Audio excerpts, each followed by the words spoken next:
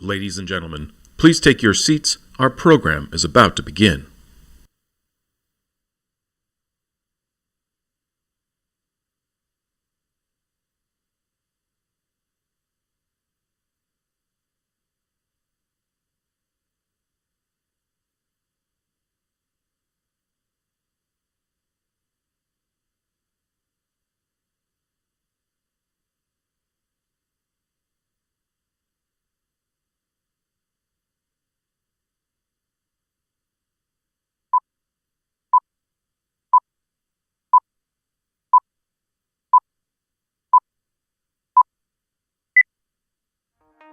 Russian missiles hitting near the capital city of Kyiv. First time in a month they've taken target in the capital city. Record high gas prices. 13 states across the country are seeing average prices of more than $5 a gallon. Inflation in the U.S. hit another 40-year high this week. We are entering a world that is becoming more unstable, and the potential for significant international conflict between great powers is increasing, not decreasing. If you believe in a strong national security to keep America safe, then you have to be involved in world hunger. What happens in the rest of the world directly impacts us here at home.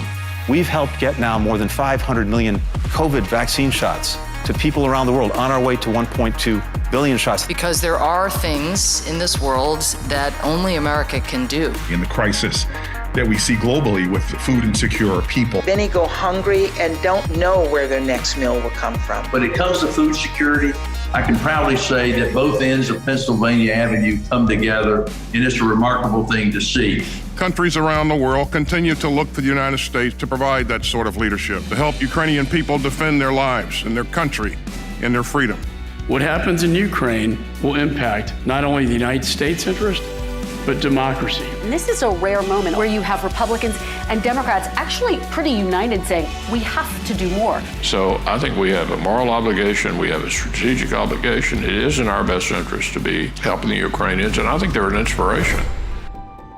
Ladies and gentlemen, please welcome to the stage USGLC President and CEO, Liz Schreier.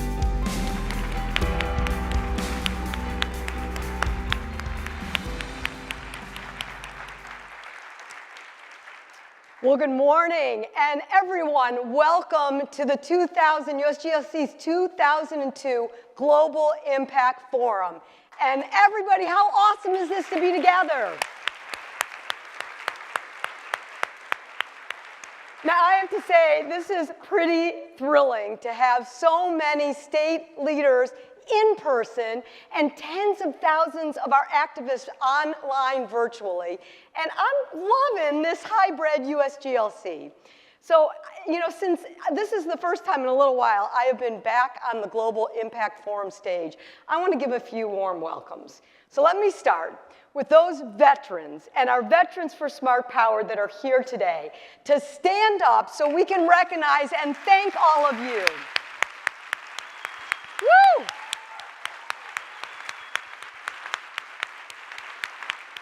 No, stay standing for a minute. And I want to invite our state leaders from our 35 state advisory committee members to join them, and you stand up. So if you're a member of our state advisory committees, and if you're at home, you can stand up too, because you're pretty important. And our members of our Next Gen Leader Group 2021 and 2022, if you're here, stand up and join us so we can welcome you as well. If you are here for the first time, stand up, and those that are already standing, wave too, so we can see anybody new here. Stand up, welcome. Everybody make sure you say hello to those newbies. If you are a board member, if you are representing one of our supporters, our business leaders, our NGOs, stand up and join everybody. Standing. Yes, welcome and thank you. And if you're still sitting, you need to stand here, because if you believe in America's role in the world for a force for good and know that our voices count to make a difference, stand up and give yourself a round of applause, because being here this week makes a difference.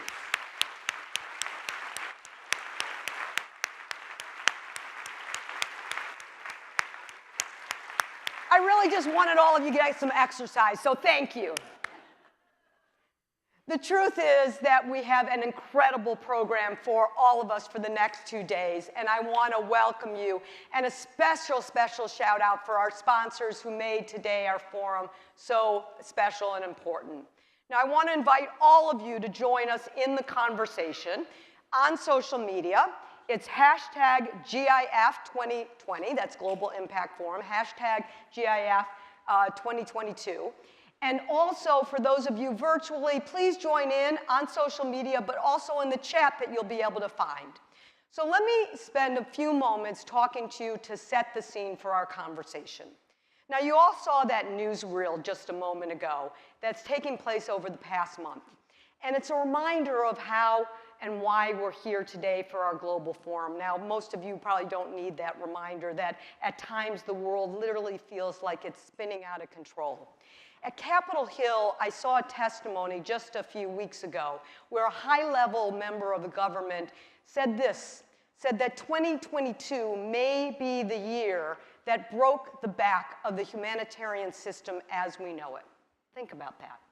Here at home, we see it every day with the gas prices now at a $5 national average. You go to the grocery store, and prices are skyrocketing. I saw in the papers the other day that milk is at 16% increase, chicken 17%, eggs at 32%.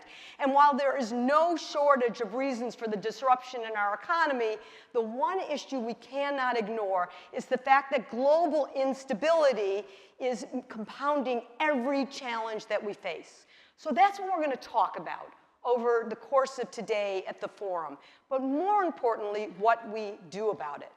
Now, like many of you, I have been inspired by the Ukrainian president, Zelensky, who has said that he's spoken with his resolve and his clarity to lead his nation and also defend democratic values. Just a couple of weeks ago, I saw that he was asked to respond to those in America who say that Ukraine is Europe's problem. And this is how he answered. He talked about the global pandemic. He said, quote, "We understood that the world was very small and how quickly a tragedy could spread over the world." Then, like the virus, he continued that the aggression of Russia, we do not know where it will stop. So here's President Zelensky reminding us and the world of the stakes of turning inward, of ignoring that our fates are united, that our economic and health and economy, our securities, are all in fact intertwined. He tells us that the world is small after all. Now, 1 year ago on our virtual stage, the USGLC launched the largest ever national campaign for our organization. And I promised I would report back. We asked one simple question: what's it worth? Diplomacy, foreign aid, global health, what's it worth to our health, our economy, our security? My colleagues and I, we traveled the country. We asked everyone we met at town halls, at roundtables, at forums, virtually and in person. And I listened to farmers and veterans and faith and business leaders. We heard your stories that you told us. What's it worth for America to lead on the global stage? And here's what you told us. It means safety for those who serve. It means healthier lives here at home. It means more customers. And we heard these stories throughout the past year. At our signature summit that many of you were at in the Heartland or the Mid-Atlantic, where almost 250,000 citizens would show up and dozens of policymakers from both sides of the aisle. Remember the U.S. Senator from Kansas we hosted at a virtual town hall meeting still talks about how 22,000 of his citizens showed up for a conversation about global hunger and how it affects the economy. I heard when we talked to nearly 100 mayors, many of whom are here today, from all over the country, who are on the front line and know how the global impact affects their cities. So despite all of this input, since we launched What It's Worth, there are now 2 more complexities that we're going to talk about today: the world and Washington. Just take 3 numbers about the world to remind us of these complexities. 323 million. That's the number of people around the world facing acute hunger. 100 million. That's the number of people forcibly displaced, the highest level in history. 17%. That's the percentage of people in low-income countries who have received 1 COVID vaccine. You know, the chairman of the Joint Chiefs of Staff, you just heard it on the video, General Milley, said, "We are entering a world that is becoming more unstable. The potential for significant international conflict between great powers is increasing, not decreasing." So when it comes to these new complexities, we need our policymakers to meet the moment, ensuring America leads with the resources to advance our interest. Now, here's the good news.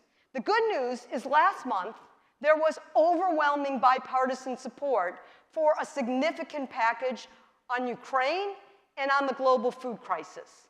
It was reflective of decades of bipartisan support for development and diplomacy. But I need to tell you something else. There's been on again and off again pattern of providing resources that you're going to hear about from my colleagues later this afternoon when they brief you. Spoiler alert, it's really dangerous. Because when Russia is weaponizing food crisis and destabilizing the globe, it couldn't be clearer that what happens globally matters locally. So here's our job. Here's why we're here today. Because as advocates, we have to tell the story about the consequences when America fails to show up in the world. To tell the story, what it's worth. What it's worth for diplomacy, foreign aid, global health, to our economic, our security, our health interest.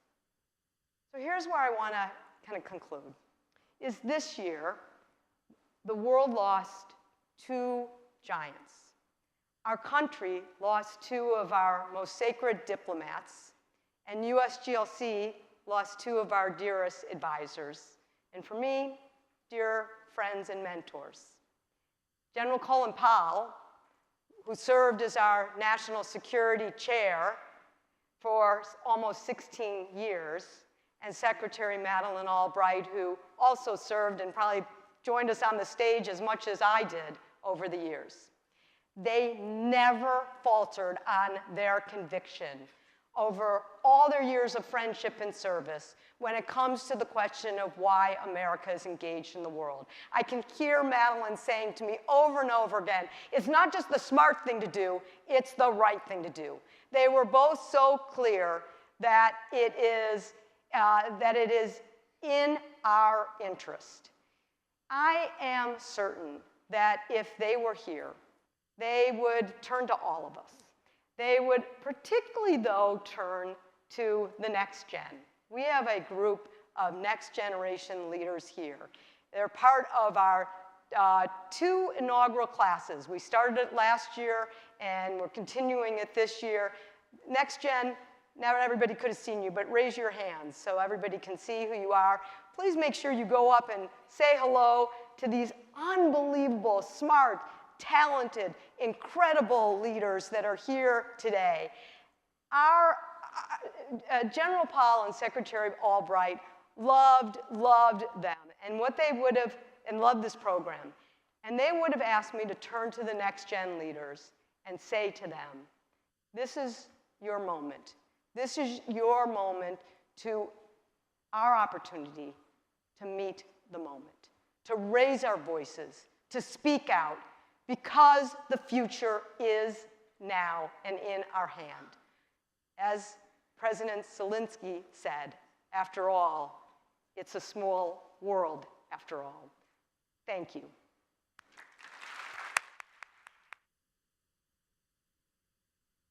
Ladies and gentlemen, please welcome to the stage USGLC member Arrow Ajero.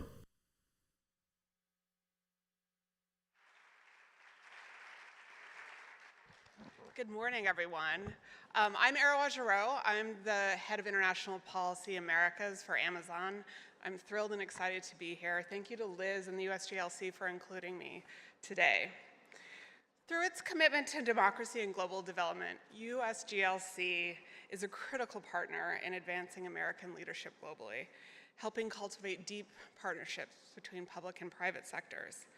And USGLC's mission is more important now than ever, given the challenges to US foreign policy, which we have already started delving into this morning. Amazon is proud to be a contributor to that mission. Amazon is also proud to be working closely with USGLC and the US government, including throughout the Summit for Democracy Year of Action, on President Biden's Democratic Renewal Agenda. We share the administration's priorities related to combating corruption, advancing women's economic empowerment, tackling the root cause of migration, and providing humanitarian support for Ukrainian refugees.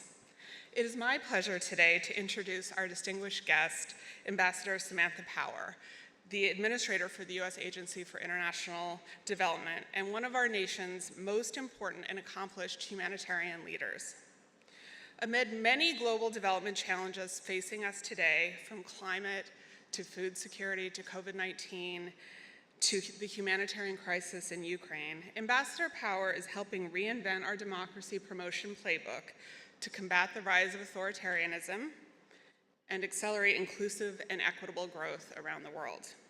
We are grateful for Ambassador Power's leadership and support in all of these areas. She has long fought for a values-based foreign policy that focuses on marginalized groups and puts human rights and democracy front and center. Values that have been reflected throughout her distinguished career as a war correspondent during the Bosnian genocide, during her tenure at the White House National Security Council, as President Obama's ambassador to the United Nations, and now in her current role leading the global team at USAID. But beyond adapting our playbook to advance democracy and human rights around the world, Ambassador Power has also emphasized the opportunity that we all have to prove to the world how democracies deliver for their people in ways dictators can't. Ambassador Power, thank you for your leadership and ongoing efforts to advance democratic values and human rights. Amazon and other USGLC members are committed to working with you and look forward to hearing your perspective today on how we can continue to deliver progress together. Thank you.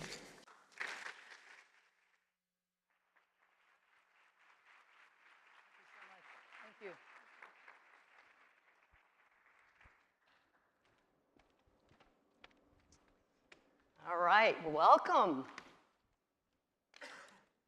Great to have you here and kick off our conversation. So we have a really important conversation together. And as I was just saying, it couldn't be more timely given we're living in pretty perilous moments. And three reasons I think this is important. First, I think we have like this flashing red warning light everywhere we look in the world. But I think we're all sleeping better at night that you're on the global stage. No, we do. But third is, we have this incredible audience. These are hundreds of our state leaders, but we have tens of thousands here virtually. So lots to talk about. Ambassador Power, I'm going to start maybe at the 30,000-foot level. And then we'll get to some of your really specific issues. I'm very excited to talk to you about your democracy speech that you gave last week. But let me start with this. Given the immense and cascading global threats that are out there in the world that we are going to talk about, is America and our allies meeting the moment? Are we getting it right? Well, I think first of all, thank you. Thanks to all of you for the work you do. I miss being liberated, to be lobbying the way you get to lobby and to advocate. But I feel very blessed to be a teammate of yours in all that you're trying to get done here and then virtually, of course, in the days ahead. I think we can't take for granted some of the aspects of what democracies have pulled off in recent months and over the course of the last year. That we're now a little bit used to, right? We're used to just because it's only been a few weeks, but we're already used to Finland and Sweden wanting to join NATO. We're used to European governments where the politics were very polarized on questions of whether being part of collective security and actually making investments in that security, whether all of that was warranted. A lot of those debates, now I can't say they've been resolved. They will recur from time to time. But certainly, it will be the NATO alliance coming together, but also the European Union, which has been through various crisis points. And as a person originally from Ireland, I will say that I have some worry about some of the developments in recent days as it relates to Ireland and the United Kingdom. But by and large, you're seeing democracies kind of coming together in quite formal and unexpected ways. I think informally, it's harder to quantify, but also I think Zelensky and the Ukrainian people have done a hell of a job making people remember what is different about democracy, what is horrifying about having your right to choose your leader taken away, or having your right to criticize your leader taken away. And if you listen to Putin's speech before his invasion, it really is quite striking. As far as Ukraine, any Ukrainian would acknowledge they still had to go in fighting corruption and in integrating toward the West. The progress since I was last in government, I mean, it just blows my mind in terms of procurement transparency, in terms of the proliferation of independent media and so forth. And because democracies around the world see that all of that is at stake in this war, I think there's been a kind of reckoning and a reminder that when you look at the polling data, especially among young people who don't remember fascism or don't remember communism, this has been a bit of a wake-up call that you can be frustrated with your democracy, as many of us are, but that doesn't mean that there are alternatives that would give you a higher quality of life. So I think all of that is extremely important, and we shouldn't lose sight of it. I think what I do worry that we are going to under-resource this moment, and so it requires. Me too.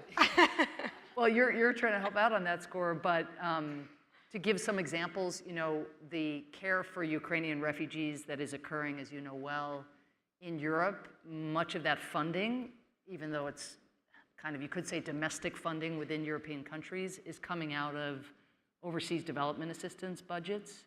So, and you hadn't seen, even for COVID in most European countries, you hadn't seen requests for supplemental funding along the lines of what we were fortunate to get coming into office as the Biden administration.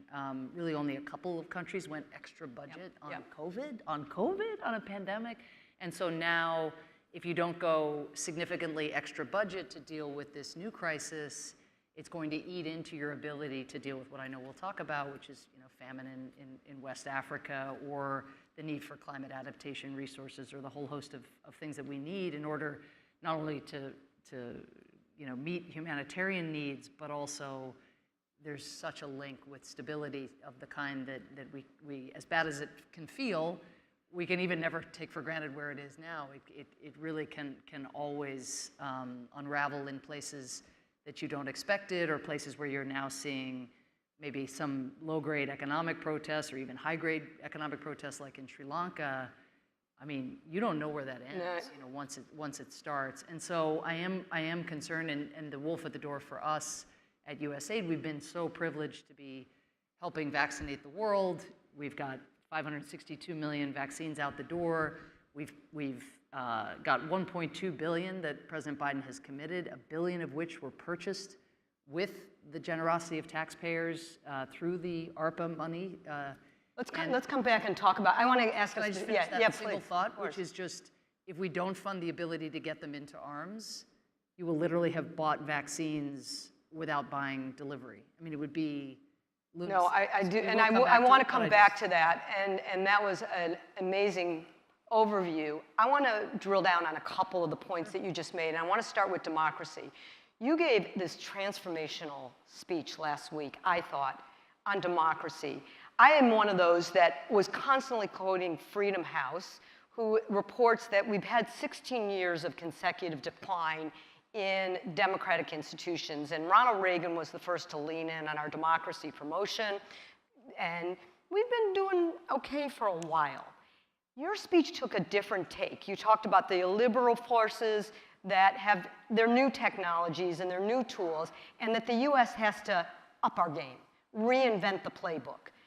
Talk for a moment about what's this new playbook, what USAID is going to do to get it right so that we can put it back on track for democracy. Well, let me talk first, just for a second, about the moment. I mean, what I was also trying to emphasize in the speech, and we did it with Freedom House, was that notwithstanding the trend lines, and I don't know about you, but I feel I get like seasonal allergies when I know that the Freedom House's report is about to come out, because I just know the news is going to be bad. And I just like my anticipatory, physical reaction. And so I think all of us are kind of in that world, and we're all in the world of, let's tell our story better, and we see that, when we can't reach agreement on, core sort of bare necessities, as my son would say, domestically, that reflects outward on democracy as a whole, as the flagship democracy in the world, arguably. So we're all in that space, and I think it might be easy to miss a dimension of this moment that is very, very significant, which is that the authoritarians are revealing what authoritarianism delivers, right? The vote totals at the United Nations, which are, you would wish that of the 193 countries in the UN, 192 of them would vote to condemn this horrific, gratuitous, devastating invasion, and instead, you're talking about far fewer than that, but it is an incredibly lopsided vote total for the United Nations and what it is, and how countries many of them just tend to want to duck hard votes. I say that knowing how hard it was the last time around to get 100 votes for the attempted annexation of Crimea. So you're now up, dozens more countries have taken a stand on this, and is the line that authoritarians were using was democracy doesn't deliver, and look what we deliver. Well, what? This Bucha, is that delivering? The kind of, even though you are seeing resilience in the Russian economy, to be sure, but this, the toll that export controls and sanctions and so forth, take over time, is that going to be delivering economically when every, mainstream multilateral, multinational company, vacates the premises and you're figuring out, how to make do? And in China, much has been made of the mishandling of the COVID virus at the outset, but also it's been a very, very difficult time more recently, and you see the way authoritarian regimes, handle a pandemic, and you also see some very worrying signs economically, which of course will have global effects as well. But just to say, this period of sort of strutting around, the kind of confidence that you saw growing in certain Moscow and Beijing, arguably, alongside those Freedom House reports, where democracy seemed on its back heel, something very, very different, I think, is happening right now.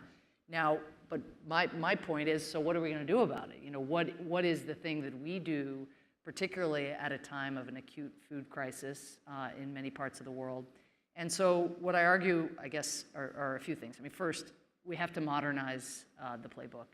And it just turns out that a lot of our democracy assistance tools, since President Reagan first articulated a democracy promotion agenda, many of the tools look the same, and they're good tools. Training journalists and sending election monitors, to judge whether an election is free or fair, those are good tools. But as it turns out, when your issue around elections, as it was in this country, is massive floods of misinformation, tech companies that are not keeping up with the flood of misinformation, even to know, what crosses a line into outright incitement to violence. But certainly, even when it comes to misinformation that may affect your health, that's related to COVID or climate change, that's a very different toolkit than the one in the 80s, 90s, even 5 years ago, really 10 years ago, that we had to think about. Reporters who are uncovering corruption, which is the Achilles heel of oligarchs, but also of autocratic and authoritarian regimes. The greatest weapon used against them these days is the lawsuit. So what's our answer to that? Well, it turns out we've created something called Reporters Mutual that we are launching, which is basically an insurance fund for journalists who are doing that kind of work, who know going in that they will be driven out of business because they don't have the resources to defend against what are usually frivolous lawsuits. So, and they can't get insured on the open market because those lawsuits are so numerous. So how do we create pooled funding in the interest of this public good, this global public good, because so much of the corruption is transnational? And then a key idea, which is going to sound very obvious, I fear, but is really, really necessary, is when there is a bright spot, when there is a democratic opening, as there is today in our own hemisphere in a place like the Dominican Republic, where you have a reformist president who's trying to combat corruption, put procurement, out there in the public domain, reform the police. The tendency has been, and I don't want to overstate it, but let's meet a democratic opening with democracy assistance. Right. But what they desperately need, right now is a way of dealing with fuel increases, inflation, the fact that you could see outright social unrest, and a repudiation of this reformist agenda because of the economic crisis that is unfolding. I'm going to Zambia and Malawi in a couple weeks. Those are two places where leaders have come in, again, wanting to clean up the corruption, invest in the rule of law, which had been whittled away at over many years, but they're saddled with debt. What is our socioeconomic way of helping them show a dividend on the democratic choice that their populations made in the elections? And the answer can't just be, bumping up USAID programming money, especially given resource constraints, which we know we face, but it's about bringing the private sector in, working with the Development Finance Corporation, hand in glove. Scott Nathan. It's a whole redo. It's catalytic. It's what we are the development agency and a lead humanitarian agency. It's not just what we can do. It's about progress in the world, not simply what's narrowly within our programmatic confines. But that requires hustle, cold calling, a whole different way of development thinking diplomacy. You might say. So only because of time, I'm going to suggest watch the speech. We'll watch what you're doing, but let me try to get two big issues into a little amount of time. If we have time, we'll go to a couple questions. We'll see. So we got to talk about the food crisis. Two ways to address it, if I could ask you to quickly, because I do want to go back to the COVID and pandemic. The humanitarian crisis at global proportion, but also the security and economic impact it's having, because we know when there's food spikes, there's conflict. And we're all obviously feeling it here on the gas pump and the grocery. How does USAID address all of those issues? And I do want to get to go back to a minute COVID. Or less. Yeah. And when there's conflict, there's increases in food and fuel prices. It's a cycle. So it's a horrific cycle. So, I feel very, very blessed to be at USAID, an agency that has a toolkit that has tools in really all of these domains in many of the countries in which we work. That said, again, it can't be the United States alone. It can't be public sector financing alone. But it is, and here I thank all of you for your work, the second Ukrainian supplemental was extremely important in a bipartisan way. To be providing an additional $4.3 billion in humanitarian assistance, it really matters. Humanitarian assistance kind of breaks my heart, both because of the needs of the people who require it, but also because by and large, it's not money you get back, right? It goes, you keep people alive, but you haven't made the kind of investments in their longer-term self-sufficiency that you wish to make. We're trying to adjust that and do things in different ways. And I do think cash assistance is where a lot of that humanitarian assistance is going to go, which does allow markets, to come back into existence, procurement to take place locally and so forth. But humanitarian assistance is very important. They also provided in the second SUP $760 million in food security resources, which are much more like investments you can make now that will have a payoff in the longer term. For example, there's a ton of food waste, as we know, in the United States, in sub-Saharan Africa. A lot of emissions grow out of food waste, but a lot of waste of food happens because of food waste. And we have, through our Feed the Future program, which is $1 billion a year over 5 years, 24 or more target countries with whom we work to try to reduce food waste, with whom we work to try not only to ensure efficient distribution of fertilizer, but a way more efficient distribution of fertilizer than has happened before. In places in Ethiopia where we do precision fertilizer work, the fertilizer wastage has gone down 80%, the yields have gone up 200%. If we don't scale that now, when fertilizer is in short supply and too expensive to be bought in the same amounts as were bought in previous years for your ordinary farmers, that is going to mean lower and lower yields, and that this food crisis that certain parts of the world, including the Horn of Africa, are already experiencing grave effects from, you're just going to see that carrying over into the future season after season, because if you're not growing now, there's less harvest. The other thing we're doing, of course, is working with the Africans and others to press Putin to allow the grains and the oils that he is hoarding to make their way back onto the open market. And then in the policy space, the State Department, Treasury, and others are working, and USTR, to try to deter countries from putting in place these export bans. I think there's an article in the New York Times today, in fact, about the proliferation of these bans, which are an understandable kind of human, behaviorally, informed response. That it's sort of like hoarding at the beginning of the COVID pandemic when people were buying hand sanitizer and so forth. It happens, and the salience of food right now is making countries more likely to do that. But it is not only devastating for global supply within the countries themselves. It means that, by and large, farmers aren't able to sell their produce, and so it's a doom loop that countries have to sort of take a deep breath and find their way out of. I will say just the last point, Liz, is the international financial institutions, again, are going to have a critical role here. I just came from the Summit of the Americas with President Biden, and we're looking at really big contributions from the Inter-American Development Bank. The African Development Bank has stepped up and created an emergency financing facility. Countries in the wake of COVID, or as they are dealing with just the third year of COVID, they just don't have a lot of fiscal space to be able to borrow in a manner that will allow them to meet the moment and live to fight another day.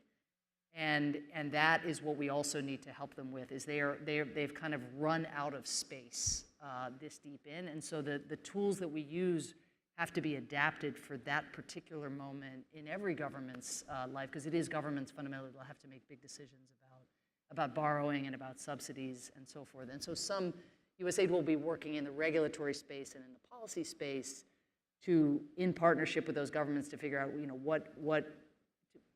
what is the best set of policy moves to be made in light of what amounts to, again, this brewing unrest, which is likely to get worse in the short term. Absolutely. Well, it is the next panel actually is just on the food crisis. Secretary Vilsack will be here along with Cindy McCain and others. So we're going to be talking about that. Let me thank Secretary Vilsack, because the other thing is more fertilizer supply. Yep. And the fact that Secretary Vilsack and this administration has invested $500 million in trying to increase fertilizer production here, so we can get that fertilizer out on the open market so the prices come down writ large. A great example of USDA stepping up. So let's go back to what you were saying on the global pandemic. Our mutual friend, Senator Chris Coons, has often said that America may be done with the global pandemic, but the global pandemic is not done with us. And I want to pick up on your resource point. USAID has been a game changer in terms of the role that you have played to respond to President Biden's comment about we're going to be the arsenal of vaccines to the world with this effort to get 1 billion vaccines out. But as you said, if we don't have the infrastructure to get it out, we can't. But one of the issues is resources. I have been a broken record on the fact that of all of the resources that have gone out the door, 0.3% for a global pandemic has gone to global resources. I don't know what the right number is. I know it's not 0.3%. So can you talk about what's working out there in terms of what USAID is doing in the global response, but I think more importantly, what we're not doing because we don't have the resources to make sure that we're not only saving lives, but that we're keeping and protecting our own citizens here? Yeah, it's a great question, and any advocacy you can do on COVID funding would be, I don't know if I'm allowed to say that. You're probably not, but I'm allowed to say, they've done a lot, and we're going to keep doing it, and we're doing it COVID funding is needed. And we went up with a very modest ask, knowing that especially in light of the war in Ukraine, that funding was in short supply across the board, and that it was not going to be a red carpet rolled out to us. So we went up looking for $5 billion. What would that buy us? It would buy us the ability to get the shots in arms that we have already purchased into arms. And you might say, well, why do you need that when there are health systems in these countries? Well, what we've seen by launching something in December called Global Vax is where we make dedicated investments, as we have done in Zambia, Uganda, Nigeria. We have a set of Global Vax surge countries, and we surged resources between December and now. You see everything from a doubling of vaccination rates to even a tripling of first doses. And you know, any inoculation is some investment in your antibodies and your immunity. And it also there's dual effects of this, right? Training health workers also puts folks in a position where when it comes to other even routine vaccinations, some of that infrastructure gets built as we build it out with COVID, a connected pandemic in mind. So this $5 billion would allow us to continue Global Vax, would allow us to tailor our delivery resources to countries where there's something standing in the way of getting shots that they have on hand, because supply is not the issue at the moment at all, but something is standing in the way. So it may be a massive misinformation campaign that had 2 years to take hold before there was anybody getting a shot in their arm to be able to say, no, it's fine. I went to work the next day, or I'm still fertile, or I'm, like all the misinformation that's out there. We've seen it here, but we were simultaneously getting vaccinated at the same time. A lot of that was happening, and so you could sort of put statistics and human stories to the rebuttal. Those kind of public service campaigns are needed in certain communities, and they have to be very tailored about which misinformation is the most effective. The other thing around positive information is just risk perception around COVID is pretty low in a lot of communities. They're like, look, we've been living with this pandemic for 2.5 years. I'm still alive. I've got 5 bigger problems, including now fertilizer prices have gone up and wheat prices have gone up. And so to schlep to some clinic, to even if doses are available, and even if I don't believe they're going to hurt me, like what? It's just a pain, and I can't afford the fuel. And so paying for pop-up clinics that are in schools or in grocery stores or in places where people are going to be anyway. So it has to be very community-specific, very country-specific. And we are out of Global Vax money. So we have the vaccines, and we don't now. Within a couple months, we will be completely dry of resources to be able to work in countries where the vaccination rates are still under even 10% in a few and under 20% in many countries in sub-Saharan Africa. The other thing it'll do, though, is if there is a flare-up, if there's a new variant, we will be in a position to respond, to do hotspot response. And so a second part of the funding is for hotspots response, and it's for saving lives in the present. We want to get these antivirals that people are enjoying in this country who contract COVID if they're in a difficult state.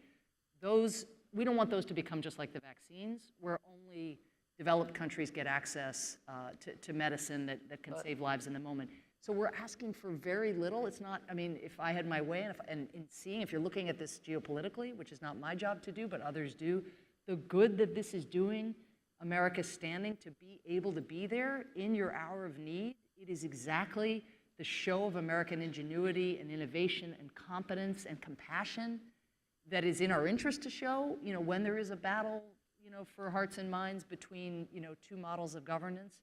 But we are about to starve this initiative of the resources we need to keep it flowing. Ambassador Power, I think everybody would want to ask you a question. We can't do that because we don't have enough time.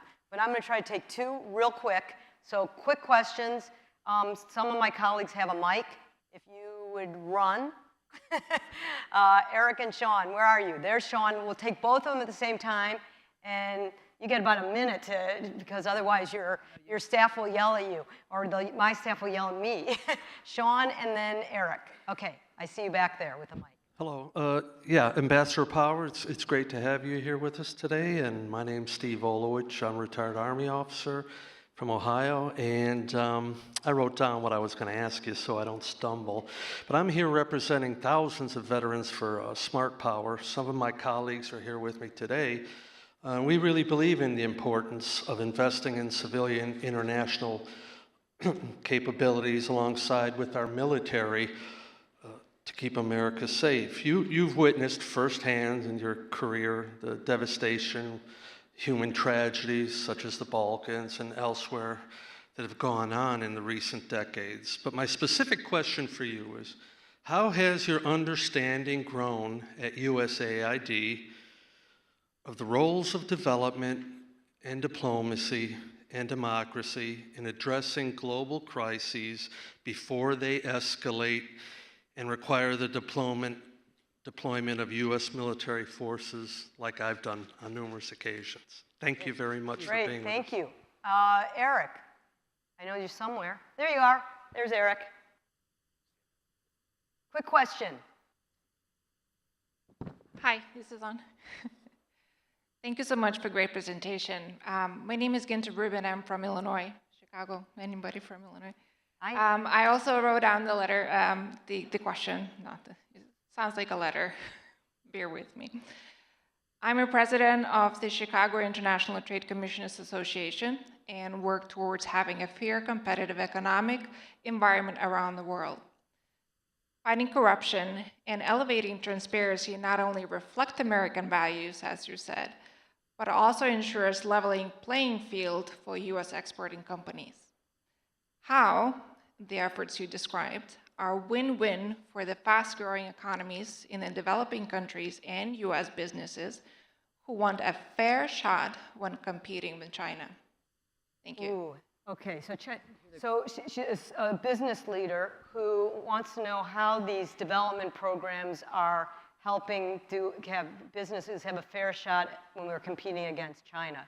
So maybe we can conclude, and I can tie these together, that one of the things we're talking about is what's it worth.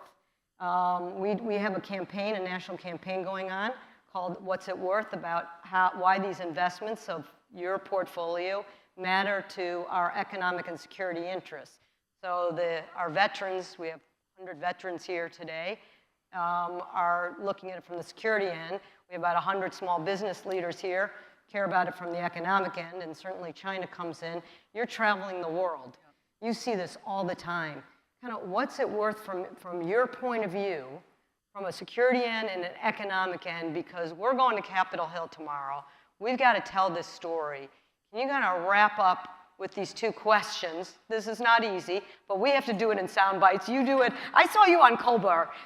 You're darn good. Give us the sound bite of what it's worth, security, economic, when you go out there and tell the development story of what's in it in the interest for the American taxpayer. Okay, well, Ambassador Power, all yours. Okay, in brief, I think that to the question of, well, first let me say, to all of you, but with a specific shout out to the vets, that you have found ways to serve your country throughout your lives, and I'm just so grateful that after leaving the military, that you see fit to make the investments in smart power that might ensure one day, again, that there are fewer deployments, fewer conflicts, et cetera. So I just want to thank you really from the bottom of my heart. And then on the question, and I'll link it back to the China piece of this, in terms of what have I learned, it's a bit of a kind of boring answer, but it's just it's what the exchange that we've been having, the utter inseparability of the domains in which USAID is working. So just as defense, diplomacy, democracy, development, we talk about the need for an integrated toolkit, so too at USAID. I mean, people say you have to prioritize, and of course one has to prioritize, and inevitably you do.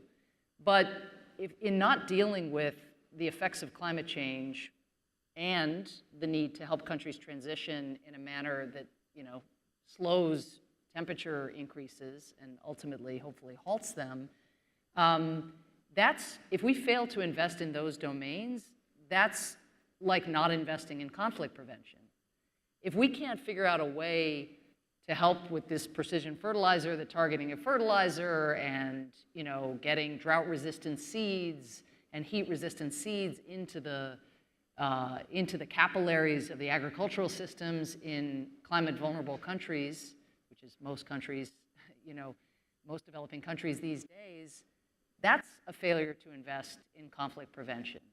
That is the the connective tissue between the economic plight of our partners out in the world and stability. I mean, this is what Liz has been saying for such a long time. And then to link that back to governance and to how governments write their laws, do their business. When citizens can't elect out officials who are not managing the effects of climate change, who are not adequately managing a crisis, in this instance, that's super hard to manage, don't get me wrong, but where there's none of that accountability, ultimately, for governance, when U.S. assistance of the kind that has just been allocated, in the event that that goes to a country and gets pilfered, instead of distributed to the small farmers who are out there, needing these seeds. Those seeds, you could imagine, right? If those get pilfered and sold for more money, I mean, and so if you don't have an investment in the anti-corruption piece and in the rule of law piece, how also are you going to draw private sector investment? And so that's where, when you ask about USAID's tools or development tools generally, a huge amount of what we do are aimed at making it easier for businesses to set up shop. I mean, we track how many days it takes to start a business. We're on a massive desludging onslaught here, where we're trying to work with the countries in which we work to get them to reduce paperwork burdens and administrative burdens. We're trying to do the same thing at USAID, you'll be relieved to hear, because we impose all kinds of paperwork burdens on our partners, but so too do governments, making it much, much harder or much less attractive for the private sector to swoop in. And particularly when we have democratic openings, sometimes it is very little low-hanging fruit out there right now, because it's a difficult time in a difficult world. But sometimes there are policy reforms, structural reforms, that are actually only a modest lift and can unlock the inflow of these other actors who we need to be standing by us as de facto development actors, if not self-declared development actors. And without the private sector investments that you're talking about and the precursor, the regulatory reforms that you were talking about, we just do not, even with your great work, will not have enough public sector finance to close the gap between the needs that are out there, compounded by a pandemic, going to continue to exponentially increase because of climate change, and then compounded by the conflicts that grow out of both, and now Putin's war on top of all of that. That gap, we need to do more. We need to mobilize more from our own country, and then get other donors, leverage what the United States is doing to get other countries to contribute more, for sure. But unless the coalition of actors who see this as their problem and their opportunity is broadened, that gap is going to persist. We'll do what we can together. And so that's where these reforms that countries can make to make it easier for other actors to come in, when it actually is also in keeping with their business model, that is where we will really start to unlock the synergies. Ladies and gentlemen, I think we could ask Ambassador Power a lot of questions all day. We have run out of time, but join me in thanking her for her passion, her talent, her leadership in making our world a better, safer place. That was amazing. Thank you. Ladies and gentlemen, please welcome to the stage USGLC National Outreach Director, Alex Grant. Good afternoon, everyone.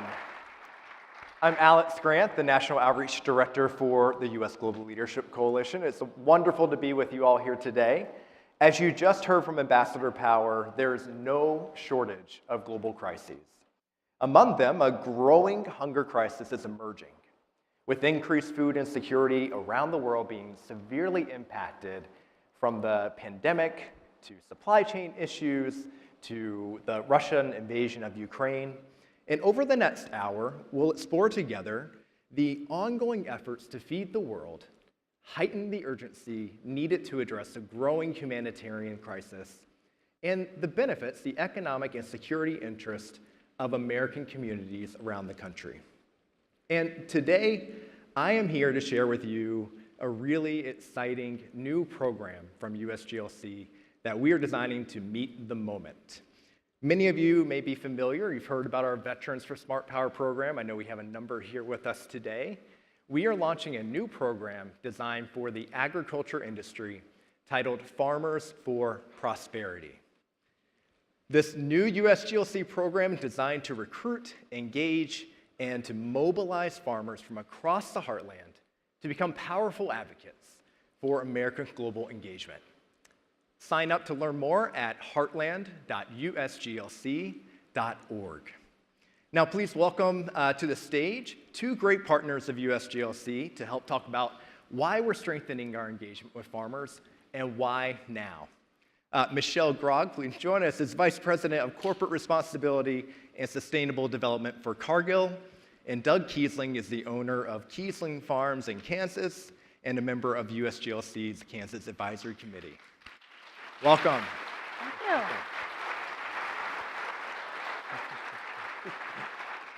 Well, Michelle, since 2019, USGLC and Cargill have had an incredible partnership together on the Heartland Initiative. And in my previous role as Heartland Director, I got to travel with you, I got to travel with Catherine, and all over folks around the country, talking to different communities about why this is so important. As we launch our next phase of our partnership, why is it so important to you that we focus on building up the community of farmers across the heartland? Yeah, absolutely. Well, thanks, and it's such a pleasure to be here. And we have had a great partnership with USGLC, and it's so nice to be in person. When we started the Heartland Initiative, we were able to meet in local communities and have these conversations, and so it's so great to see many of you here as well as online. I think this hybrid world is here to stay. Yep. But the role of farmers is so key. Cargill has the privilege of working with farmers all over the world, and they are the experts. So when we're talking about issues like food security, trying to meet the moment, climate change, the conflict in Ukraine, the implications of COVID-19, and what we learned from supply chain disruptions, farmers are at the center of many of those issues, and so it's critical that their voice is heard, that we amplify those voices, and that we learn from them. They are the experts, and so we're really excited about this initiative to do more forums, more convenings, to bring those voices to all of you, and we can all continue to learn from them. So that's why we're excited. And we have an expert here, Doug. Yes, we do. Doug is a fifth-generation Kansas farmer. You've seen nearly every aspect of the industry. You've been involved with USGLC for a number of years. What is it about American farmers that makes them so effective for our global standing and engagement to talk about that? Well, I think one of the key things is the fact that we all have to eat. Unless you're different than me, we all have to eat. And under the new stats, there's about 333 million people in the United States, a lot more than that around the world, and we all need to eat. And in the United States alone, it's less than 1%. The stat is 0.6% are actively engaged in production agriculture like myself. So I raise wheat and sorghum and many other crops and livestock on my farm in central Kansas. But the fact that we all have to eat is the main reason why agriculture needs to be at this plate, needs to be at the table. Absolutely, and a big topic today is, of course, food insecurity and how that plays into our work around the world, and Cargill is doing a lot of groundbreaking work on global food insecurity, sustainability, and with so many crises that are emerging across the world right now, what is Cargill doing to address the really daunting challenge of growing food insecurity? Sure, absolutely. Well, Cargill's purpose is to nourish the world in a safe, responsible, and sustainable way. So every day we're working on food security. Through our businesses, how do we get food from where it's grown, from people like Doug and others, to the places where it's really needed. And so there's just the work of our businesses. Second, I think it's advocacy and trade, and you heard the ambassador talk about it. We have to keep markets open. We have to get food to where it's needed, so to our dinner plates, for sure, all over the world. And when we do that, it helps farmers at home, and it also helps us all around the world. And then finally, I would just say through partnerships. So convenings like this, partnerships with USGLC, but Cargill's also working with a number of the organizations that are speaking later today. So we've got the World Food Program, World Central Kitchen. Cargill's invested $40 million in the last 2 months to support the humanitarian relief efforts in and around Ukraine and all the countries who will have implications because of the collateral implications of food security, because we can't get food out of the country. And so partnerships like that are so key. And so we continue to partner with farmers and others to address food security. Great. And Doug, as I mentioned, you've been on our state advisory committee for a number of years. You may have been one of our founding Kansans, actually, if I remember correctly. What is it that, or how are America's agriculture and farming issues interconnected with our global issues? What brought you to the table here? Well, there's multiple things, but a couple things that I like to think about is tie off what she said, the partnerships. You know, agriculture is a shrinking group of people in order to do all this. But there are lots of you guys out there that do what you do best. And agriculture would like to partner with each and every one of you. If you're military, supporting this. If you're a business or a foundation person like a Cargill or others out there, please let us know, because farmers know how to raise the food. We just need to partner with others in order to do this. You know, not only do I farm, but I also work on food insecurity issues around the world. So I'm lacking 16 countries in the world traveling to. Just next month, I'll be in 9 in Africa, all dealing with food insecurity. So I'm also the executive director of DAR Foundation, which deals with food insecurity in East Africa. So this is how we work together on some of these things. Absolutely. And there are so many misconceptions about the heartland. You know, it's called the flyover country. And there is a thriving farming community there that feeds the world. What do you want Americans to know about the farming community? Michelle, we'll go to you first and then go to Doug. All right, well, first, I guess I would reiterate what I said at the beginning, and that's that farmers are at the center of this. So they really are the heroes of the food system.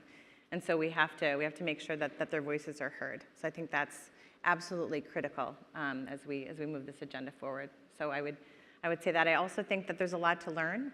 I think we learned a lot in COVID-19 when you went to the grocery store and couldn't find the food that maybe you wanted. So supply chain disruptions had a huge impact, and I think more people today understand where their food comes from, which is key. So let's remember that and really, really continue to share that. And then again, just amplify the voices of farmers so that we can leverage what they know and what they experience. The takeaway a lot of times from the flyover states is you fly over it. But there are a lot of bounties and beautiful things in that area. I'm prejudiced, I live there. You know, so many of you guys flew over Kansas in order to get here, maybe even. So, you know, I'd like to say, travel through it, see this. But it's not only just the United States and other countries too. You know, it depends upon the topic that you're talking about. If you're concerned about water use, sorghum is in the midsection, raises a lot of sorghum and wheat. Those crops feed the world, but they also help address sustainable agriculture, carbon footprints, things like this. And over 50% of that is exported to deal with food security. So if you're representing the military here, it helps for stability in that country to make that country more safe so that maybe you don't have to go there. Yeah, and I just want to add one more comment because I think you mentioned it. It's really the innovation. There's so much innovation happening on the farm. And I live in the state of Minnesota, so also a flyover state. It's a little bit chillier than Kansas, but still nice. So yes, we welcome all of you to come visit and learn and see all the innovation that's happening. Absolutely. Well, thank you both for your incredible partnership. Look forward to working with you as we launch Farmers for Prosperity, again, heartland.usglc.org. And now I'd love to welcome to the stage former U.S. Secretary of Agriculture and a very dear friend of USGLC, Dan Glickman. Yep.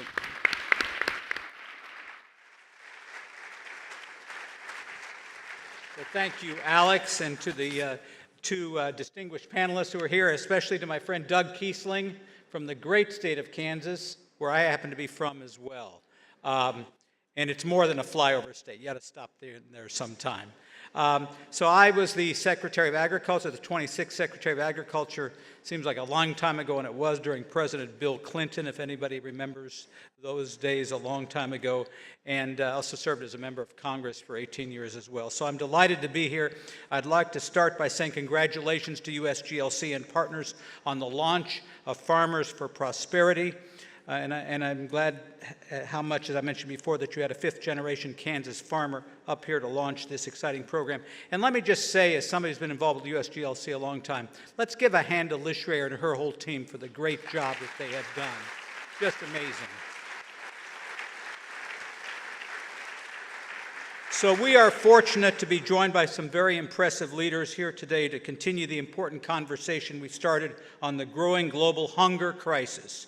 its impact on vulnerable communities around the world, and to American families here at home. I don't need to really talk any more than what you heard from Samantha Power, and we have the distinguished Secretary of Agriculture, Tom Vilsack, who I will interrupt in a minute. But I like to use quotations once in a while to make a point, and there are two that I wanted to make today. One was from Anne Frank, who said, "Hunger is not a problem. It is our obscenity. How wonderful is that no one need to wait a single moment before starting to improve the world." And then another one is from Gandhi, who said, "There are people in the world so hungry that God cannot appear to them except in the form of bread."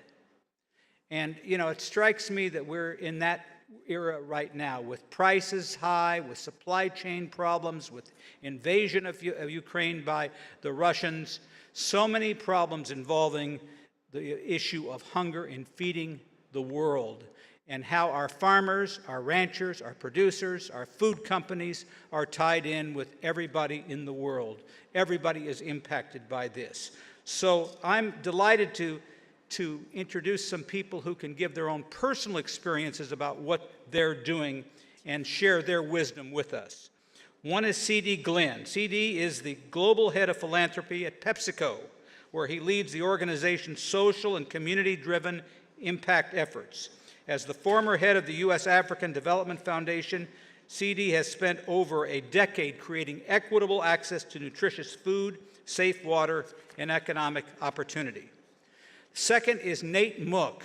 Nate serves as CEO of World Central Kitchen. You've all heard of World Central Kitchen and its founder and leader, Jose Andres. Nate oversees all of WCK's operations, leading the organization's emergency and disaster relief efforts, as well as its long-term projects, just recently, I think yesterday, coming back from Ukraine. Nate has a long career as a filmmaker, leading him to produce and direct, shoot, and edit projects in Somalia, Haiti, Colombia, Panama, Uganda, Kenya, Iraq, and Liberia. And what WCK is doing is just incredible, and you'll hear from Nate on this.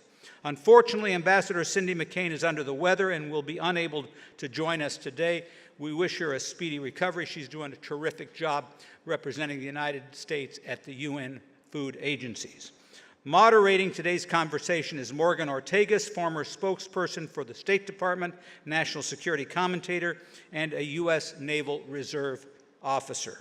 But before we welcome the panel to the stage, we have a chance to hear from the man at the top of the food chain, literally. Secretary Tom Vilsack, who succeeded me at USDA, serves as the U.S. Secretary of Agriculture. He is currently the second longest tenured person in that position. He served in the Obama administration and now in the Biden administration. It's a position he knows very well. He's former governor of Iowa. He's spearheading a transformation of the food system by increasing and strengthening markets to ensure that today's food systems are more resilient and more competitive globally, something this moment in time certainly needs. He and I used to joke, I used to say that he was the greatest Secretary of Agriculture in the 21st century. I didn't say anything about the 20th century. But I think the way he's going to be the greatest Secretary of Agriculture in the 22nd century as well. So ladies and gentlemen, please join me in welcoming my good friend, Secretary of Agriculture, Tom Vilsack. Thanks, Dan. Appreciate it. Well, Mr. Secretary, thank you very much for that kind introduction, and I appreciate the friendship and guidance that you've provided over the years.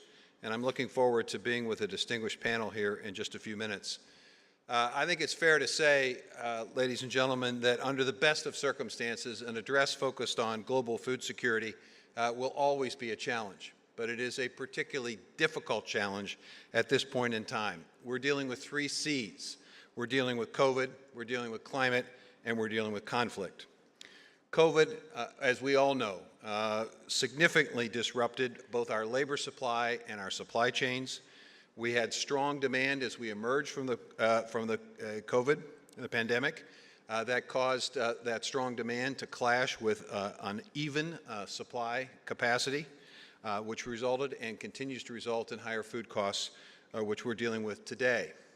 On the climate side, we know that it is impacting and disrupting food production in the United States, whether it's wildfires or drought, but it is certainly also having that same level of impact around the world. And it's fair to say as well that the Ukrainian conflict, the brutal and unprovoked invasion by Russia in Ukraine, has done three things to disrupt global food security. First, it has reduced, obviously, the production capacity of that great country. Anywhere from a third to a half of production has been impacted and affected by that invasion. It has resulted in some countries believing it necessary to create export bans, restricting the free flow of goods.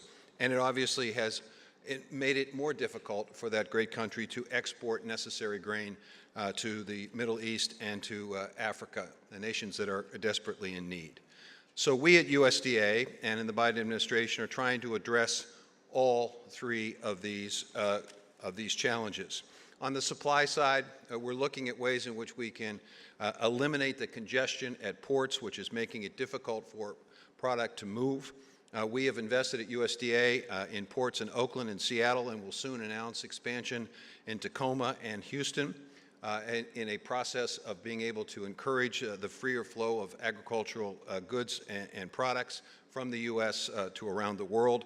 We're encouraging our rail system to expand the number of cars servicing agriculture, provide greater transparency and coordination in scheduling.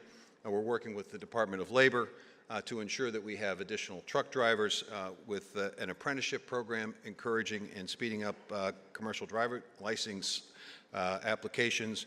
And we're reducing the risk of disruption at the ports by encouraging the ports and labor to avoid any kind of work stoppage as they go on and discuss contract negotiations. On the climate side, we have been very aggressive. 33 separate actions at USDA are now being incented by our NRCS to improve soil health, water quality, and increase productivity. This is allowing us to mitigate and adapt to the consequences of a changing climate, and we're sharing those technologies and those results with the rest of the world. We recently launched the Climate Smart Agricultural Commodity Partnership Initiative, a $1 billion initiative designed to encourage and accelerate the adoption of climate-smart practices to increase productivity here in the U.S., to create new market opportunities for farmers, to allow them to benefit from ecosystem markets that are being developed, and to allow us to, as well, to share that information through a number of international partnerships aimed for climate, several collaborations that we have with other countries, so that we are all focused on climate-smart agriculture. And as Dan mentioned, we are engaged in a transformation of our food system, which has resulted in us providing additional resources to transition more quickly land from conventional agriculture to organic for those who are interested in doing that, strengthening our local and regional food system. We know from the pandemic that we need to complement our commercial and production agricultural system with a strengthened local and regional food system, creating more new and better markets for our farmers, but also creating greater resiliency in our food system, investments in urban agriculture, and a focus as well on food waste. It is absolutely unconscionable that we in this country and most developed countries around the world waste about a third of all that is produced. And in developing countries, they have a difficult time being able to store or warehouse appropriately and safely. And so, too, we lose roughly a third of production in developing countries. And it's a call to action. On the conflict side, I had a conversation just today with my friend, Ukrainian Minister of Agriculture. We signed an MOU that we'll be launching at the United Nations later this week, an MOU that will provide for greater collaboration and partnership between the U.S. and Ukraine, that will provide technical assistance and information on a wide array of topics from crop production and crop rotations to rotational grazing to SBS issues, to supply chain issues, to animal health issues, biosecurity, climate-smart practices. A whole wide array of services will be provided to Ukraine as a result of this memorandum of understanding that the countries have entered into. We're responding to the Ukrainian request for testing and inspection equipment. They've provided us a list of things that they need to be able to do a better job of moving product out of their country. We have shopped that list within USDA. We've shopped it to over 80 public universities and minority serving institutions, asking if there are equipment that they are no longer using that could be of use to the Ukrainians. We've asked American business, agribusiness, to step up in a significant way, and we are confident that we'll be able to provide a great deal of assistance and help. We're encouraging U.S. agribusiness to assist us in helping logistical support for moving product out of the Ukraine. We know how difficult it is with the ports in the Black Sea being currently blocked. Negotiations are underway.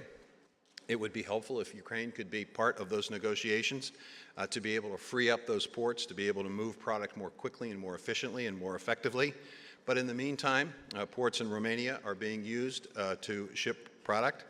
The hope is that we can work with Romanian officials and others to reduce the cost that currently is being charged to move that grain out of Ukraine. We hope to be able to work with other countries as well to be able to move more of that grain out, to provide assistance and help to Middle East and African nations that are in need of it, and also to send a strong message to those who are speculating on grain values that basically we need to recalibrate the market so that food costs can come down. We're excited about the work with the G7 as we advocate against export bans that are occurring across the world. And finally, the U.S. is very focused on increasing our own production capacity, encouraging more double cropping, providing additional technical assistance for precision agriculture, and investing nearly $500 million in expanding opportunities for innovative, independent, and sustainable production of fertilizer and other inputs. Our Bill Emerson Trust is providing $282 million of product around the world. And I will end in the last few seconds that I have to acknowledge the USGLC's partnership that's being announced today, Farmers for Prosperity. It's a tremendous opportunity to link a critical component of food and agriculture to this effort that we are combined and cooperating on. This is a tremendous opportunity for the United States, tremendous opportunity for us to show leadership internationally, and I look forward to the conversation and the continuation of work to ensure that we begin to meet in a very aggressive way the global food needs of the world. Thank you very much.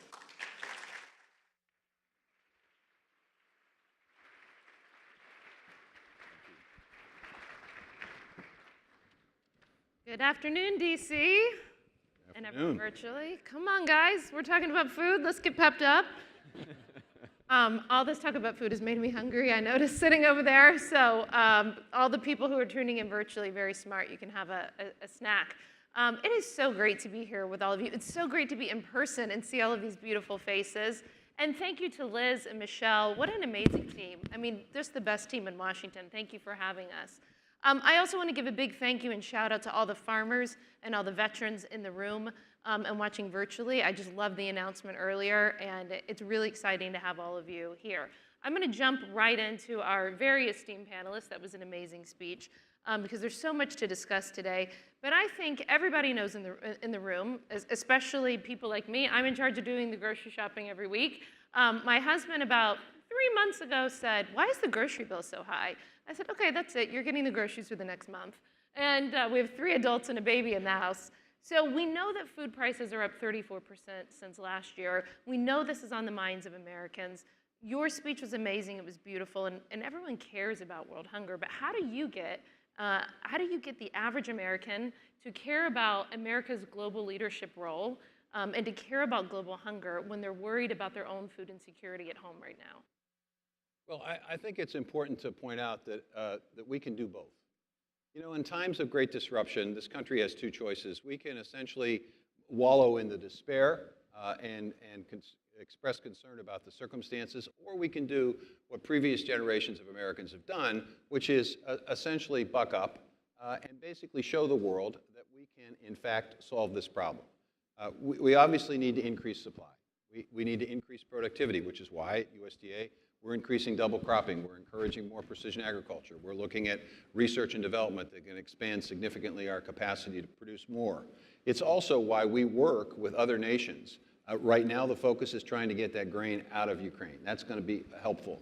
It's going to be helpful because it will lower generally the cost of commodities, which will help lower food costs. It will also meet the significant need in Africa and Middle East. And it's important for the Americans to understand and appreciate, and I'll finish with this. When you talk about the insecure aspects of the world, some of them are very obvious. The Ukraine-Russian situation is obvious. What we don't appreciate is how unstable countries can be when there are multitudes of hungry people. That's right. And if we really want to be safe in this country, and if we want the world to be safe, then the world has to be fed. And there's no better country to lead that effort than the United States. And so I think when you couch it in those terms, I think Americans are generous enough, I think we're innovative enough and creative enough to be able to do both. That's wonderful. Mr. C.D. Glenn, you're from everyone's favorite company, PepsiCo. I'm a big consumer of your products, especially the Doritos taco at Taco Bell, so please don't ever get rid of that. Oh, good. I'm getting the DC room to laugh. Okay, good. But there's several things that struck out to me that you're doing at Pepsi. You're doing many amazing things around the world. I know that you just pledged $100 million to the Zero Hunger Private Sector Pledge. Congratulations on that. And you also just announced an access goal of feeding 50 million people nutritious food by 2030. That sounds incredibly ambitious. How in the world does Pepsi do that? Well, thank you for having me here. Thanks to Liz and the USGLC team. I'm sort of glad to be back home in DC at an event. Spent a lot of my career and time here in Washington. So PepsiCo, I want everyone to think about PepsiCo as a food company, as a food and agricultural company, because the products that we make, whether they come from the water from the skies or whether the land that things are grown on in Iowa and places like that, PepsiCo, yes, you may know Pepsi, you may know Mountain Dew, you may know Aquafina, drink up, but also, as was mentioned, Doritos and any number of chips, but also Sabras, hummus, things like Gatorade and Quaker Oats, which we all should have had some this morning and get that nourishment that we need. You know, as a food company, it's our commitment to really have a positive influence on the world in terms of food and agriculture. It's our responsibility.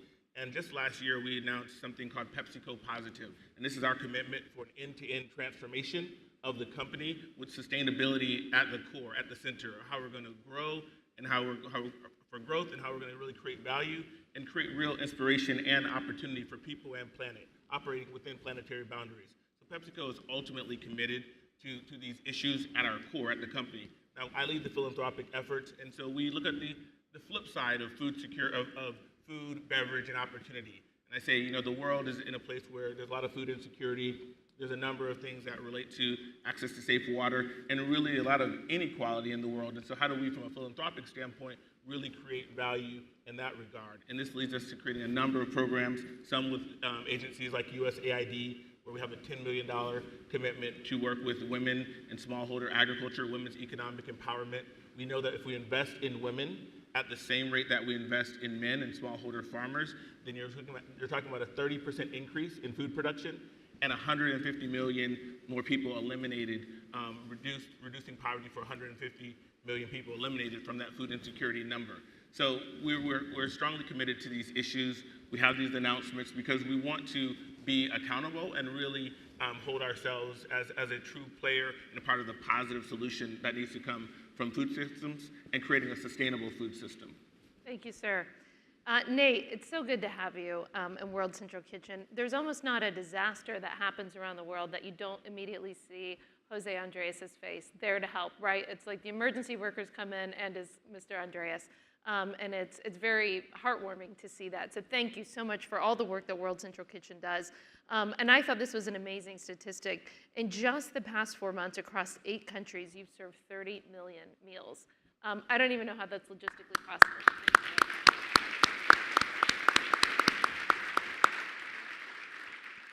I know you're really passionate about this, and what I'm curious is how does America lead? Sort of what I asked the secretary. He obviously offers the US government perspective, but from a private sector perspective, how do individual Americans lead to help tackle global food insecurity? Yeah, it's such an important question, and I will point out, so we've now served close to 50 million meals in Ukraine and surrounding nations We're serving about 1 million meals a day now that are going out, reaching about 280 cities and towns in Ukraine. And we're able to do that really because of the incredible Ukrainians. Our team, we have close to 5,000 team members in Ukraine every day that are working in the warehouses and distribution, in the kitchens that are cooking, in purchasing and supply chain to get the food out to where it needs to go. But as you pointed out, it's not just Ukraine right now. We have teams in Bangladesh for flooding. We have teams in Mexico for a hurricane that hit in May because of the impacts of climate. We have teams that have been working in Uvalde and still in Buffalo, New York right now, responding to the horrific violence there. So there's a lot of work to do when it comes to food and hunger. And I think Secretary Vilsack said it so well. This is something that Jose talks about a lot, that food, we really need to start looking at food as a national security issue and putting that lens of priority on it. Because what happens internationally, what happens globally, impacts what's happening right here at home. And to your point, Morgan, about food prices going up, one of the things that we saw immediately when the invasion started in Ukraine is we started to see food prices spiking. And we know that the markets the impact was not yet felt, but there is the speculation of what could happen in the future. And as the Secretary put it out in his speech, we saw exporters start to lock down. And this sort of kind of market constriction directly impacts what's happening here at home. And so, I think it's extraordinarily critical that the U.S. plays a role in this. Also, we are in so many ways best suited to support in these environments. I just came back from Ukraine yesterday. I've been there for most of the last 3.5 months. And the last month I've been there, I've been driving all over the country, from the West, the refugee centers in the West in places like Lviv, all the way to the front lines in the East in Donetsk, where unfortunately Russian troops are making major inroads right now. And I've seen the farms that are flourishing. A lot of farms are growing, which is great news. Now, production is down, as the Secretary pointed out, but farmers are growing. But one of the big problems is going to be when the harvest comes up, where do they put what they're growing? Where do they put the grain? Where do they put the harvest? Where do they put the corn, the sunflower? Because the silos are full. I've been down in Odessa and Mykolaiv, which are two major ports in the south. One of the ports, Mariupol, is obviously now in control of the Russians. And you see the grain silos that are completely full. There's nowhere to move millions and millions of tons of grain. So we need to start thinking about that, and what are the innovative solutions. I was just meeting with members of the President's office, trying to come up with new approaches. There are trains, there are trucks, but I will tell you, one of these ships on the Black Sea can move about 70,000 tons on a ship. A truck can send about 20 tons. Right. So you do the math and you can figure out sort of what the needs are. As I was leaving Ukraine to come back here, because obviously you can't fly out of Ukraine, so I had to drive into Poland and then fly to Poland, the line of trucks going into Poland was 15 kilometers long. Yeah. The line of trucks as you're going, it's kind of surreal. I was just there myself and did the drive. I hope you didn't get stuck as long as I did and trying to get in through the land border. But I saw the same thing and thought, oh my goodness, are we going to have to wait in that line? It was amazing. Tell us quickly, for people who want to support World Central Kitchen mission and what you're doing in Ukraine, what's the best way to do so? Well, there's a lot of ways to get involved. I think one of the best ways is go on the website, and obviously you can support us financially because that helps pay for the food. We're actually purchasing mostly everything locally in Ukraine. Some things we're supplementing in from Poland where we can't purchase locally, but we're trying to put money back into the Ukrainian economy. So obviously donations play a major role because we are not funded by governments at the moment for this work. So, but also just getting involved, spreading the word, donating, getting the word out about what's happening. And to your question about global leadership, this is where the U.S. has such an important role to play. And I've been on the front lines, I've met the farmers, I've been in these communities, and it's so critical right now for the U.S. to be front and center. People know that we're sending the arms in, right? The military equipment, we need to do that. But humanitarian assistance and food is equally as important because it is, that sort of soft power that enables the U.S. to play a central role here, that is going to be so critical to where the future goes. And so, the more that we can keep the attention on and the support up, and the support for the initiatives like USDA and USAID and the Biden administration are pushing, is going to be so important. So all of the voices in this room are really critical to that. Thank you so much for your work there. I mean, having just been there myself, I was there working with orphans. It's needed. Mr. Secretary, why don't we stay on Ukraine? Because I think that's the front of everyone's minds. And everything that Nate just talked about, I've seen a lot of it firsthand myself. So I guess the big elephant in the room is, how do we get the food out? Well, I think we need to put pressure, obviously, on Russia and the negotiations to free up the Black Sea ports, because as Nate indicated, that's the simplest and most efficient way to move as much product as possible. Secondly, I think we need to continue to work with the inland routes. Part of the challenge is that the rail systems in Ukraine and Poland and Romania do not align. So when you get to the border, you literally have to move rail cars off of one rail and put them on another rail. It's incredibly inefficient. They're doing an amazing job to move as much as they are, but it is time consuming.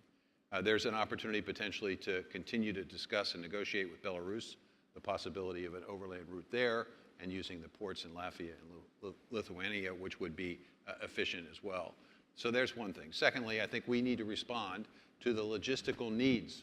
I think not only do governments have a responsibility, agribusiness can step up, and I think they are, in providing necessary equipment and necessary personnel to be able to assist logistically. And I indicated that Ukraine has given us a list of their equipment needs, and we're sharing that list. We're trying to scour our universities, our businesses, other countries, and our own facilities to see if we can respond to that need. All of this has to be done. And frankly, I think just being present, the reality is my contact with the Ukrainian minister, we've had basically, we meet about every week now. And I would think that it's reassuring to these folks that they know that they've got the support of the United States. So I think there are a multitude of things, and I couldn't agree more with Nate. The hard power, the military power is obviously incredibly important, but there is an equal demand and need for the soft power. Go ahead. Yeah, Mark, I would love to. I mean, the Secretary mentioned agribusiness sort of stepping up in that need. And for us, it's really personal. We have over 3,000 employees in the Ukraine, all of which have been, their lives have been impacted in devastating ways from the war on Ukraine. 1,000 of which who've had to sort of hunker down and shelter in place at their homes, another 1,000 who've been displaced and traveled throughout the country, and then another 1,000 that are now in Poland, Romania, and Moldova as refugees. And so as a company, it's personal to us. We have factories, we have operations there. Opening those back up, as Nate said, is sort of beginning to happen. So we are investing in Ukraine and reinvesting in Ukraine. But also the fact that we can support other organizations, whether it's World Central Kitchen, supporting them, World Food Program, Save the Children. A lot of these organizations that we're supporting are looking at food insecurity issues. And so it's really important for us as a company to sort of be there to support the soft power, but to support the local economic development and growth that still has to happen amidst the crisis over the past couple of months. $15 million directly invested in Ukraine with our employees, making sure they have their livelihoods secure for the next year. So we paid everybody for the next year, regardless of what happens. And it's just one of those situations for me. I've spent my career at the Peace Corps, Rockefeller Foundation, on the ground in Africa with a number of organizations leading a U.S. government agency. But this is being in the private sector and seeing how the private sector is a real driver of economic growth, and when there's devastation and conflict, how it does stifle and stop everything, but that the private sector is part of the solution with reigniting and bringing it back is also something that's been really appealing. The other thing we can do is call out bad behavior. That's right. And you've got a circumstance from time to time where people take advantage of a situation like this. So now Ukraine, as they're moving this grain out, they are being charged an incredible amount logistically to move the grain out. And I suspect that some of those charges are unnecessary and unreasonable. And I think it's necessary for governments, for business, for the nonprofit world to say, wait a second, this is not the time to take advantage of Ukraine. This is the time to help them. I want to touch on something that I think all three of you mentioned. We've got a few more topics to get through in our 17 minutes left. But I think most of you mentioned hunger and how it relates to not only our national security, but conflict around the world. We've obviously talked a lot about Ukraine. Why don't we just go down the row, starting with, we'll start with you, Nate. What countries, because you're a global organization as well, what countries are you seeing beyond Ukraine where we should be worried about malnutrition, food insecurity turning into conflict within the country? Yeah, unfortunately, the situation is not getting any better. And if you've heard David Beasley speak, the executive director of the World Food Program, he is very clear about the growing numbers of people, facing famine and starvation. I've spent a lot of time in Somalia, and right now Somalia is facing famine. And it is a huge, huge problem, because when you start to see levels of hunger that create instability, then you start to get unrest, and then the unrest can lead to conflict. We've seen this in so many places right now, unfolding in northern Ethiopia, of course in Yemen, and places that World Central Kitchen continues to work, like Venezuela.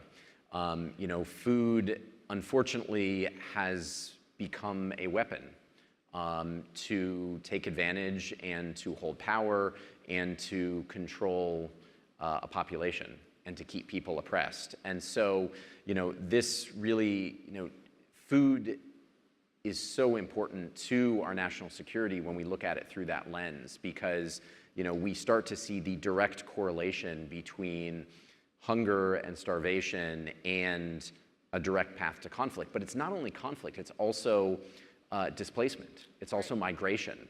We do a lot of work in Central America. We've been responding to, of course, climate-related disasters that then lead to hunger.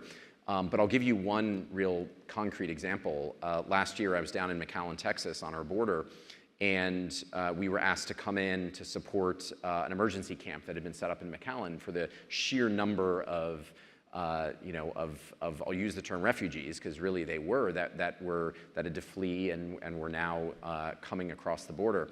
And we met a family there who came up to us as we were serving them food, and they said, thanks so much for this food. You actually served us in San Pedro Sula in Honduras last fall, because we were there for the hurricane. And they told us, we lost our home, we lost our farm, we couldn't make any money anymore, so we had to leave and make this long journey up to the border. And we didn't want to leave our home, but now we're here. And so you start to see this direct correlation between people unable to feed their families and now instability. And we're seeing now a surge along our southern border. We know there's a lot of issues there. These two issues are not separate issues. These two issues are really one and the same. I think Nate said it best. And the quote that I like when I think about this is, you can't build peace on an empty stomach.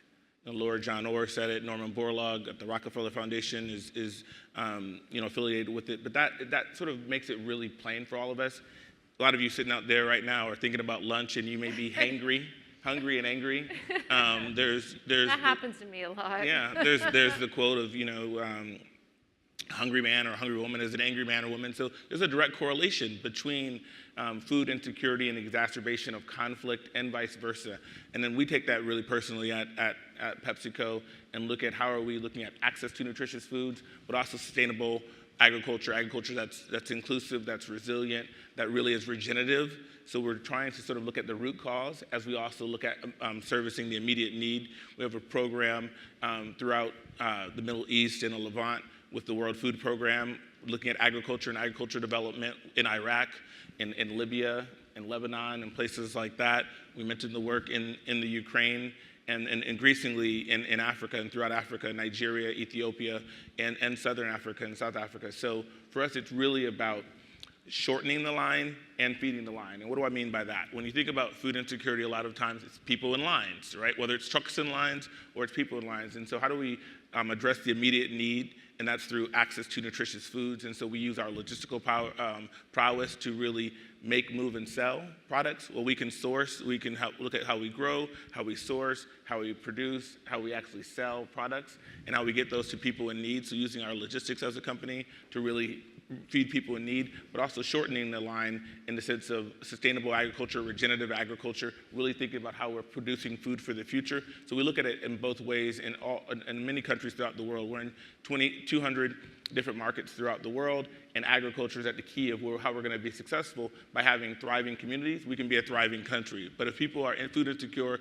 and suffering, that's not good for business, it's not good for society. So we really look at those as mutually beneficial, and as we address food insecurity, we think we also are addressing peace and security as well.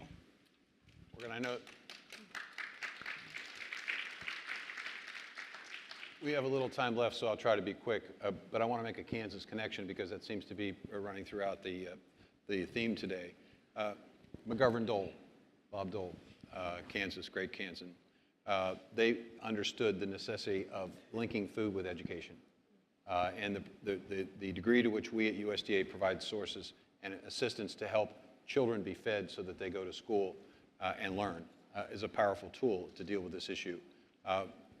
Both CD and Native mentioned the places, but let's not forget, if we're serious about this, we also have to understand that's happening here in this country. 100%. All right, it's happening here in this country.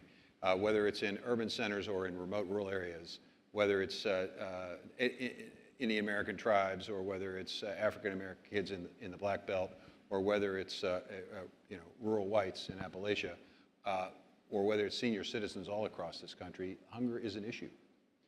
And we not only have to solve it globally, we have to solve it domestically. And we are very much involved in this, and we just recently launched a healthy food financing initiative designed to eliminate food deserts in our country. So we have to kind of walk the walk here, in addition to worrying about the rest of the world. I'm so glad you brought that up, because I think that is definitely in the forefront of everyone's minds. Baby formula here in the United States, food, malnutrition efforts. Just quickly, I have so many things that I want to discuss, but if we can go to all three of you, we've got about 5 minutes left. We're all sick of talking about COVID-19. I know, that's why I said it was so nice to see everyone's beautiful faces. However, the reality is that COVID-19 has affected all of our lives and everything that we do.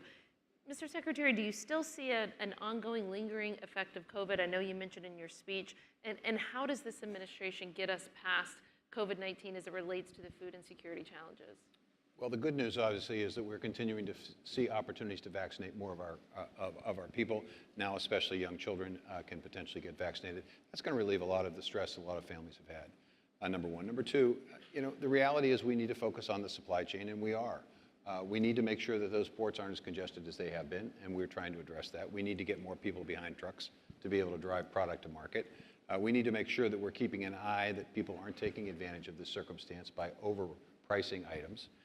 We need to do what we can creatively and innovatively to increase supply, which is what we're doing at USDA and what we're doing in terms of the infant formula situation, flying in formula from all over the world to try to address this issue. So it's a combination of factors. And we also, I think, need to provide support and help for families that are struggling in terms of the cost of food. That's the reason why it's important to have the nutrition programs that we have at USDA, that they're adequately funded, and that we make sure that our state partners are making sure that all of the folks are accessing. Let me give you an example. Only 32% of seniors in Texas who are eligible for the SNAP program receive the SNAP program. Now, why is that? Why is that? And if you look at children, if you look at working poor, you're going to see around the country a number of states that need to work with us to make sure that the programs that are available to people that are working hard, playing by the rules, that need a break, get a break. So I think it's a combination of encouraging the supply chain, making sure help is where it needs to be, and making sure people take advantage of the programs that are out there. COVID-19 was an inflection point for the PepsiCo Foundation, in that we had to sort of step up in new ways globally, all around the world, like we'd never had before. But also, as the Secretary said, we doubled down in the U.S. We have a program called Food for Good, which is a social enterprise which sources, packs, and delivers meals for school-aged children in times that government programs don't. And that could be after school, weekend school meal bundles, any number of things in summer programs. And so with USDA, a strong partnership with USDA and the Baylor Collaborative on Poverty and Hunger, we created a program called Meals to You.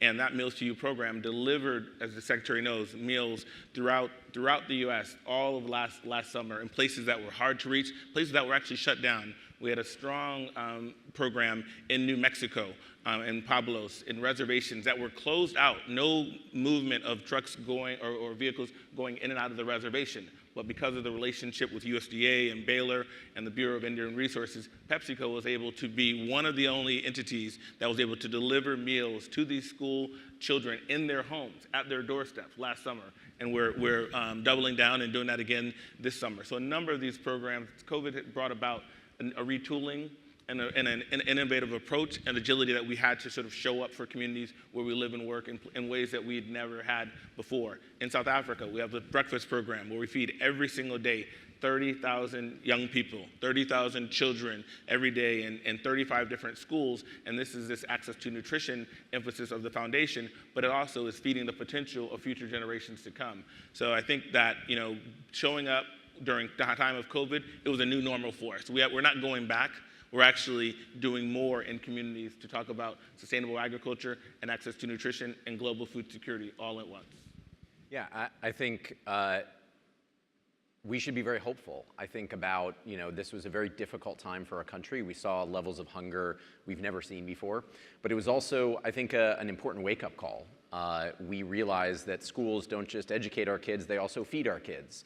We realized that in our own backyards, a lot more people were living paycheck to paycheck and struggling to get through, and we needed to think about the systems that support them. We also saw the fragility of our own food system as there was lack of food over here and farmers were dumping their milk and plowing under their crops over here. So, but I'm hopeful that there's progress that's come out of this really difficult moment. We're seeing this at USDA. We're seeing innovative new solutions. We're seeing more access to these programs, as Secretary Vilsack has mentioned. And also, I think really importantly, for the first time this fall, since 1969, the White House is going to host a summit on food, nutrition, hunger, and health. And a lot of our current food policy came out of the last time this happened under the Nixon administration in 1969. And Secretary Glickman and Secretary Vilsack have been leading on this, bringing together the private sector, the nonprofit sector, the public sector to come together to start really looking at some of the longer term solutions. Because of course, if we're not leading at home, it's very difficult to lead globally. All right. Well, I just want to thank you again to everyone, especially, like I said, to our farmers and our veterans in the room, to USGLC, and to the three of you.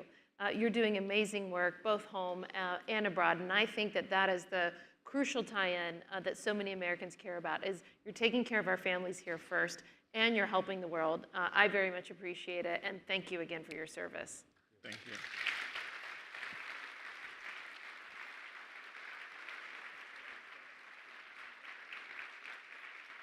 Thank you, sir.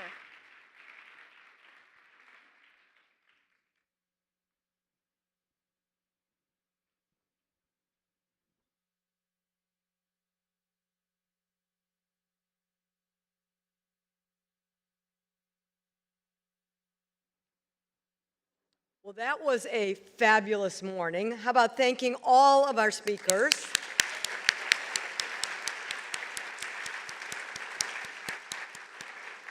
So now, before we're going to come back this afternoon, we're back on our main stage with some additional wonderful speakers. Clarissa Ward is going to, I'm not sure where in the world she is, but wherever she is, we're going to see her on screen live and talk to her. I'm not sure she's actually in war zone, but she's certainly reporting on it. We're going to end with Admiral Jim Stavridis and some other wonderful speakers in between. But now you have a chance to break out into some smaller groups with some fabulous, absolutely fabulous lunch and learn leadership.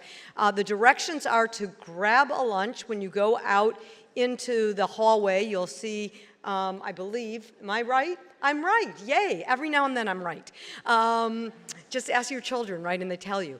But grab some lunch and you can pick from these amazing topics, amazing speakers, or you're assigned, I'm not sure which either, but they'll tell you. So enjoy your lunch and we'll see you back here this afternoon. Thanks so much.